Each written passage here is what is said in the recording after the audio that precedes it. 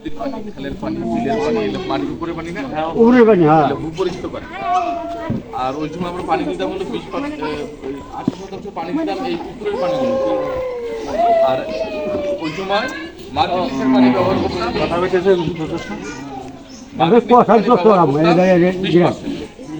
ঠিক আছে, বর্তমান সময় আসে এটা উল্টাটা।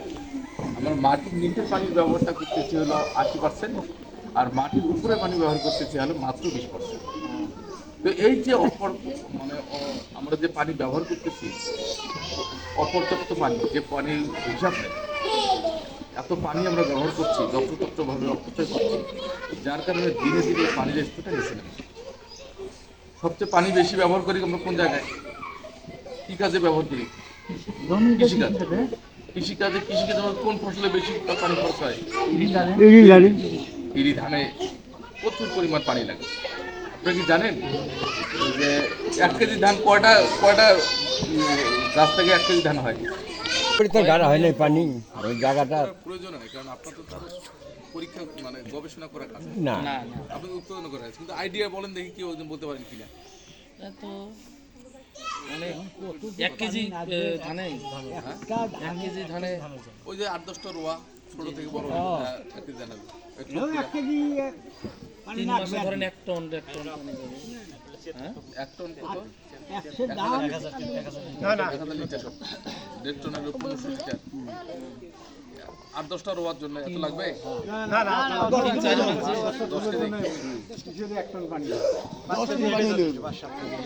10 কেজি একবার তো লাগবে না ভাই।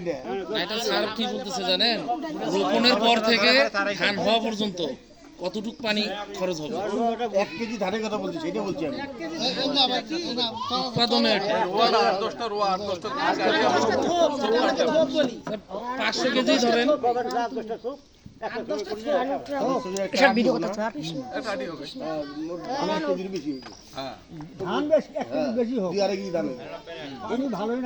তাদের কত পানি লাগতে কর?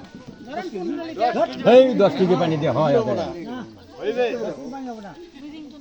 একটা ধানের আয়ুষ্কাল 145 দিন 120 দিন। আপনাদের আসলে এরকম জানার কথা না। উনি কাছাকাছি যেতে ধরছিল, 1.5 টন বলছে না, প্রায় কাছাকাছি যেতে ধরছিল। বাংলাদেশের প্রেক্ষাপটে ওই 8-10টা থোপের জন্য মনে করেন যে 3000 থেকে 4000 লিটার পানি লাগে। দেখছেন 10 কেজি তো কিছুই না, বুঝলেন? তাহলে আমাদের জমিতে তো টন ধান উৎপাদন হয় না, তাহলে কত পানি লাগে? আর এই ম্যাক্সিমাম পানিগুলোই আমরা মাটির নিচের পানি ব্যবহার করতেছি। তাহলে কি পরিমাণ পানি উত্তোলন হয়? তো এই পানির ইরি ধানটা আবিষ্কার করছে কে জানেন? ইরি ধানটা কি আবিষ্কার করছে? জিয়াউর রহমান যাত্রা নিয়ে আসছে, সে তো আবিষ্কার করে না। জিয়াউর রহমান বাইরে থেকে নিয়ে আসছে। তাহলে এই যাত্রা আবিষ্কার করছে কে?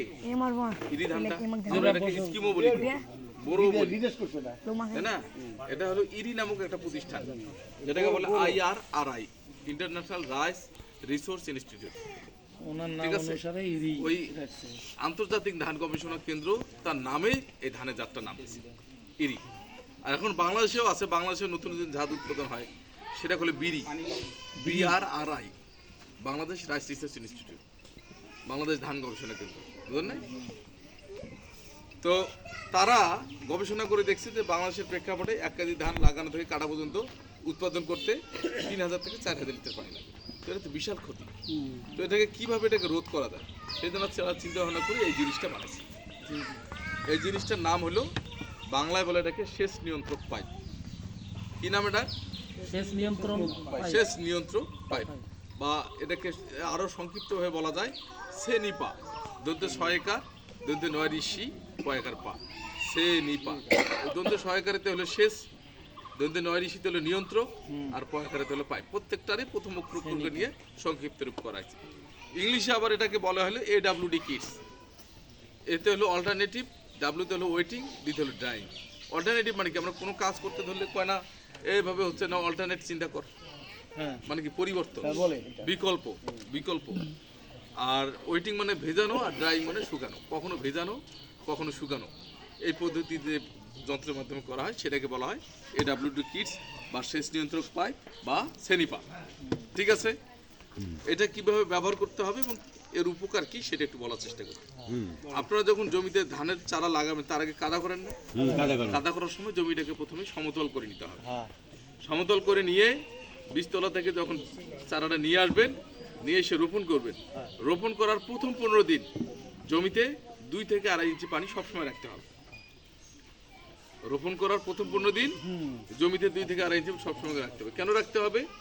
এই কারণেই রাখতে হবে যে ওই সময়টা যদি কোনো কারণে পানির ঘাটতি হয় তাহলে চারাটা মারা যেতে পারে। আর পানি বেশি থাকলে চারাটা দ্রুত শিকড় ছড়াবে, শক্ত হবে, পোক্ত হবে, গোছি বের হবে, তারপরে গোছাটা মোটা হবে। আরেকটা কাজ হবে, যখন আমরা এই পদ্ধতিতে ব্যবহার করবো তখন জমি কখনো ভিজাইতে হবে, কখনো শুকাইতে হবে। সেই সময় ঘাস প্রচুর হবে জমি শুকাইলে কিন্তু। আর 15 দিন যদি টানা পানি রাখেন তখন অনেক ঘাস পচে যাবে, কাঁচা পানি রাখতে হবে। 15 দিন পরে এটার কাজ শুরু। 15 দিন পরে এটার কাজ শুরু। এটা লাগাইতে হবে জমির আইল থেকে 4-5 ফিট পরে। জমির আইলের কাছে লাগালে তো হবে না, তাও কেউ যদি আইল দিয়ে চলে যায় তাহলে অনেক সময় এটা তুলে নিয়ে গেল, তার হয়তো কোনো উপকার হবে না, কিন্তু আমাদের যে উদ্দেশ্যে দেয়া সেই উদ্দেশ্যটা পেতে হবে। ঠিক আছে? আর যদি জমির মাঝখানেও লাগান তাহলে আপনারও অবহেলা হবে, জমির মাঝে কাজে অসুবিধা এই জন্য একটা পা দিয়ে দেখা যায় এমন একটা জায়গায় আপনারা বসাই দেবেন। কিভাবে বসাই দেবেন? আমি কিন্তু চারা লাগানোর 15 দিন পরে কথা বলতেছি। হাত দিয়ে এভাবে চাপ দিয়ে বসাই কাদার মধ্যে কাদার মধ্যে যত ওইভাবে পানি দেন। পানি দেওয়ার পর সার দেন না? সার দেওয়ার পর কি সারটা কি গাছ ধরে খায়? ধরে খায়? খায় না। কি হয়? সারটা গলে যায়, পানি মিশে যায়, পুরো পানিটাই সার পানি হয়ে যায়। সার পানি হয়ে যায় না? এই পানিটা যখন আস্তে আস্তে নিচে যায় তখন শিকড় দিয়ে সে রসটা নেয়, শিকড় দিয়ে রসটা নেয়। এখন মনে করেন যে পানিটা শুকানোর আগে, পানিটা নিচে যাওয়ার আগে আপনি আবার নতুন পানি দিলেন, তাহলে কি হবে? ওই সার পানিটা নতুন পানির সাথে মিশে গুণগত মান নষ্ট হয়ে যাবে। সাপোজ মনে করেন যে 1 বোতল পানির মধ্যে আমি শরবত বানাইলাম, চিনি দিলাম, লেবু দিলাম, আরো যা যা উপকরণ লাগে দিলাম, দিয়ে গুলিয়ে মোটামুটি শরবত বানায় আমি অর্ধেক খাইলাম। খাওয়ার পরে আবার যদি ওই বোতলটা ভরাই দেই অর্ধেক খাওয়ার পরে, তাহলে পরের বার কি ওই স্বাদটা পাবো? পাওয়া যাবে? আবার মনে হয় অর্ধেক খাই আবার পানি দিলাম, তাহলে কি আরো স্বাদ পাওয়া যাবে? তো এই জন্য কিন্তু আমাদের জমিতে প্রচুর পরিমাণে সার লাগে। আর আমরা যদি এই সার পানিটাকে শুকাই দেখা যায় একদম মাটির নিচে গেছে, আবার দেখবো যে এর নিচে পানি আছে, পানিটা যখন শেষের পথে, তখন কি সে পুরো সারটা পুরোপুরি মাটির নিচে যাবে এবং পুরো সারটাকেই সে গ্রহণ করতে পারবে। এই পদ্ধতিতে যদি আপনারা সেচ দেন তাহলে আগে যদি 100 টাকা সার লাগে তাহলে এখন লাগবে 70 টাকা, অর্থাৎ 30% সারের অপচয় কম হবে। আর দেখবেন যে সবসময় বদ্ধ পানি বা আবদ্ধ পানিতে, স্থির পানিতে পোকামাকড়, কীটনাশক, কীটপতঙ্গ এবং অন্য কিছু যে ক্ষতিকর পোকামাকড়গুলো আছে এগুলো ডিম পায়, বাচ্চা দেয়, তাই না? তো এতে হয় কি, আমাদের যখন জমিতে আমরা সবসময় পানি রাখবো তখন পোকামাকড়ের উপদ্রব বেশি হবে, ভাইরাস বেশি হবে।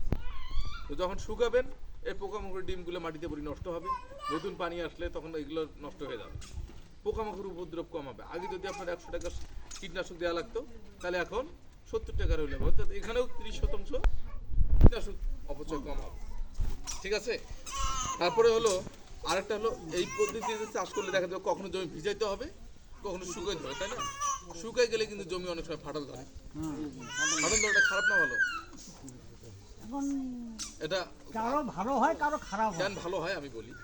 আপনি যখন চাষ কাদা করেন না, জমিতে গোবর দেন, অনেক সার দেন, সার দেওয়ার পরে হয় কি মাটির নিচে একটা বিষাক্ত গ্যাস জমা, যখন ফাটল ধরে না এই গ্যাসটা বের হয়ে যায় আর নতুন অক্সিজেন ওর ভিতরে প্রবেশ করে, এতে ধানের গাছটা সতেজ হয়, সুন্দর হয়। এর মধ্যে একটা আমাদের কৃষকের ধ্যান ধারণা তো উল্টা হয়ে যায়, তাই না? তারা মনে করে যে এই যে ফসল আছে ভালো না, ধানের গাছ হারিয়ে গেছে, পানি দেন, পানি নাই, আমার গর্তে পানি থাকলে তো হলো। এখন এটা একটা গেল। আরেকটা উপকার হলো কি, যে এই পদ্ধতিতে যদি আপনারা চাষ সেচ দেন তাহলে বিজ্ঞানীরা গবেষণা করে দেখছে যে প্রতি শতকে 2 থেকে 2.5 কেজি ধান বেশি উৎপাদন হবে। এটা আমার কথা না, এটা হলো বিজ্ঞানীদের কথা। প্রতি শতকে 2 থেকে 2.5 কেজি। কারো যদি 1 বিঘা জমি থাকে তাহলে 36, তাহলে আপনাদের বিঘা কত? 24 শতকে 24 শতকে ধরে হলে তাহলে কি 48 কেজি বা 2.5 কেজি ধরলে কত হবে? প্রায় 60 কেজি। আচ্ছা, উনি দোনের কথা বলছেন, উনি দোনের কথা বলছেন। 33 শতক হলে তাহলে কি তাও 75-80 কেজি ধান হবে, বেশি হবে। এটা কি খেলা কথা?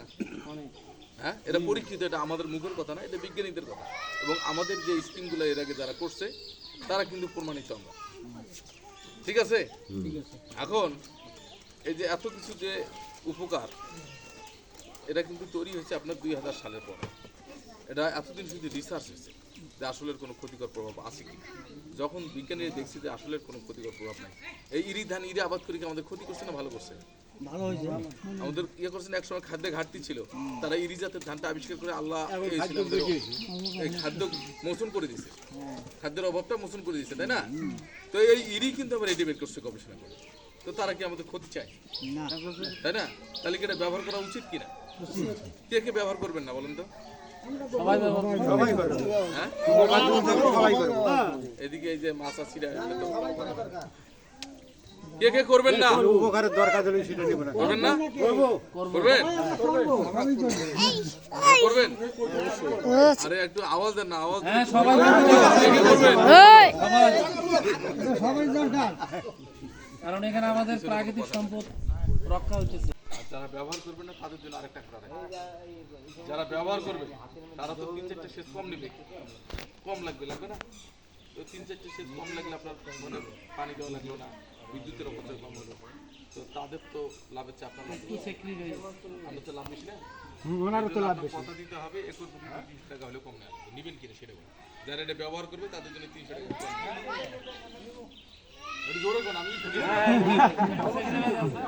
যে ব্যবহার আমি কৃষি এবং কৃষকের পক্ষ থেকে আসছি এখানে আজকে, তাই না? তো তাহলে শেষ খরচ কম হবে। পানি দেওয়া না কেন, কিছু না কেন? শেষ খরচ কম হবে না? হ্যাঁ হবে। তাহলে কয়টা উপকার হলো? এক হলো পানির অপচয় কম হবে, বিদ্যুতের অপচয় কম হবে, সারের অপচয় কম হবে, কীটনাশকের অপচয় কম হবে, প্রতি শতকে 2 থেকে 2.5 কেজি ধান বেশি উৎপাদন হবে এবং শেষ খরচ কম হবে। ঠিক আছে? আর একটা কথা বলি, এটা তো আমার